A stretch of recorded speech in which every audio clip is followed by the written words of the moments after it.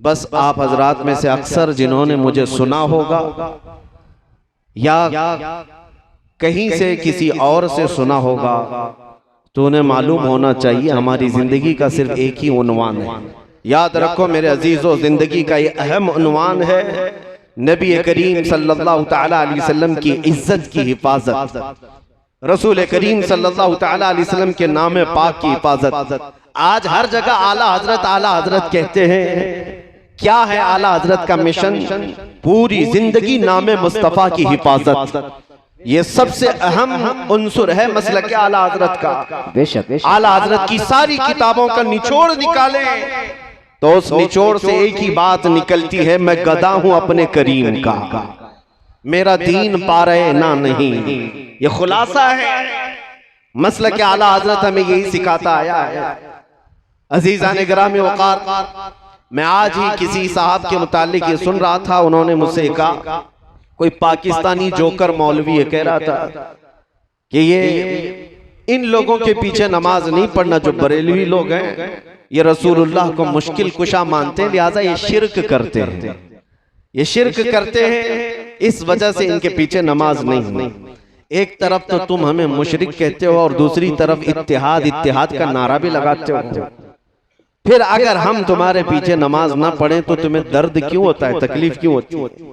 لیکن یہ جملہ مجھے بڑا سخت لگا کہ نبی پاک صلی اللہ تعالی علیہ وسلم کو اگر آج کوئی مشکل کشا سمجھے، اپنی مشکلوں کا حل کرنے والا آقا سمجھے، تو یہ صاحب ہمیں مشرک قرار دیتے ہیں.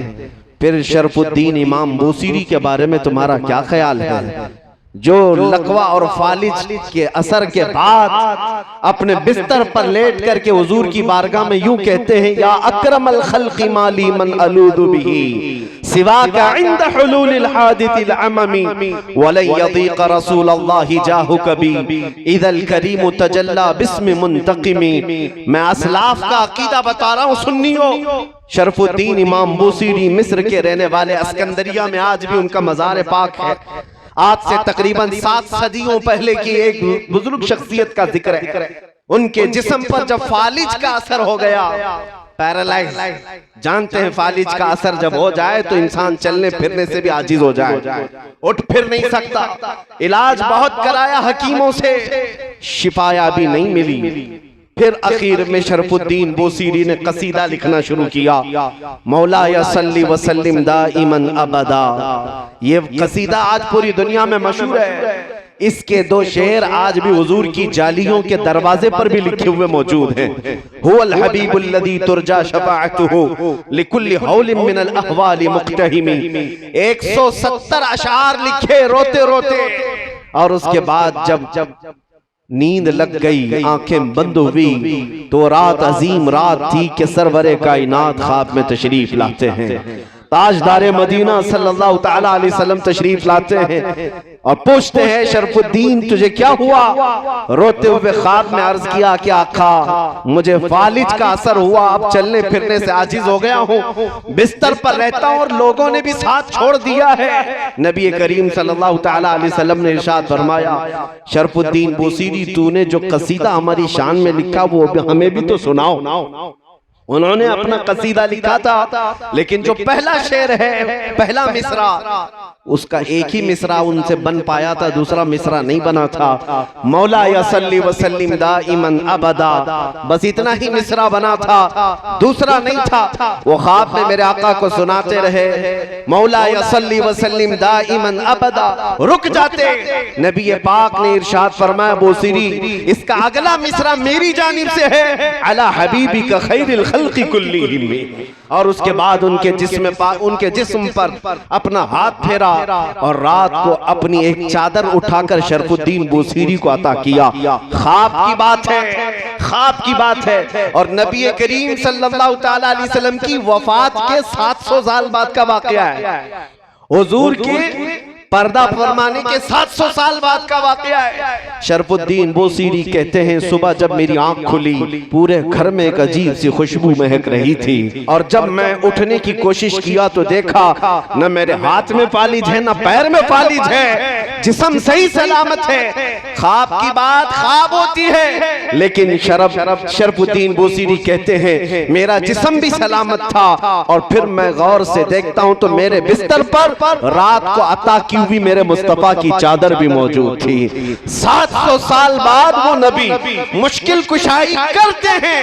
यही बुजुर्गों का अकीदा लेकर के बरेली के इमाम ने हमें अकीदा दिया था। उनके अपने पेट से लाया हुआ अकीदा नहीं है, बरेली का अकीदा वही है जो सहाबा का अकीदा था। एक सहाबिया अपने बेटे को लेकर के आई बारगाह मुस्तफा में, कहा या रसूल अल्लाह ये बोलता नहीं है, ये गूंगा है, बचपन से नहीं बोलता, इसके लिए कुछ फरमाए। 8 साल का हो गया, बोलने की ताकत नहीं है, अब दवा क्या की जाए? जिसकी जुबान चलती ही ना हो, पैदाइशी बोलता ना हो। नबी पाक के पास जब वो खातून आई, मेरे अजीजों आज उन लोगों से पूछो वो खातून क्यों रसूलुल्लाह के पास गई? अरे जुबान देना तो अल्लाह का काम है, कुव्वत गोयाई अल्लाह बख्शता है। सहाबिया तो मुस्तफा के दरबार में आई है ये अकीदा देने के लिए, देता अल्लाह ही है, दरवाजा मुस्तफा का होता है। क्योंकि मेरे आका ने फरमाया है इन्नमा अना कासिमुन वल्लाहु युअती, अल्लाह देता है और मैं तकसीम करता हूँ। वो सहाबिया करीब आई हुजूर पाक सल्लल्लाहु अलैहि वसल्लम के पास अपना बेटा लेकर के। हुजूर ने क्या इलाज फरमाया? नबी करीम सल्लल्लाहु ताला अलैहि वसल्लम ने क्या इलाज फरमाया?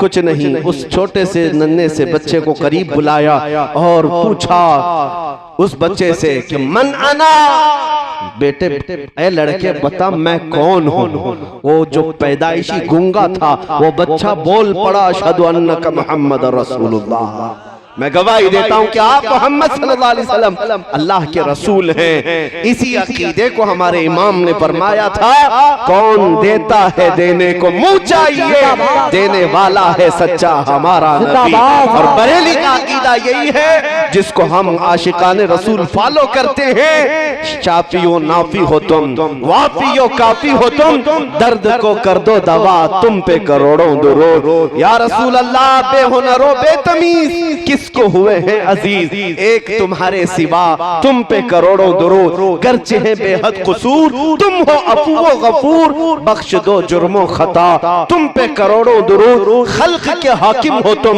रिज़्क के कासिम हो तुम, जो मिला तुमसे मिला तुम पे करोड़ों दुरूद। नूरी नेटवर्क की वीडियो देखने के लिए हमारे चैनल को सब्सक्राइब कीजिए और बेल आइकन को क्लिक कीजिए ताकि आप हमारी आने वाली वीडियो से बाखबर रह सकें।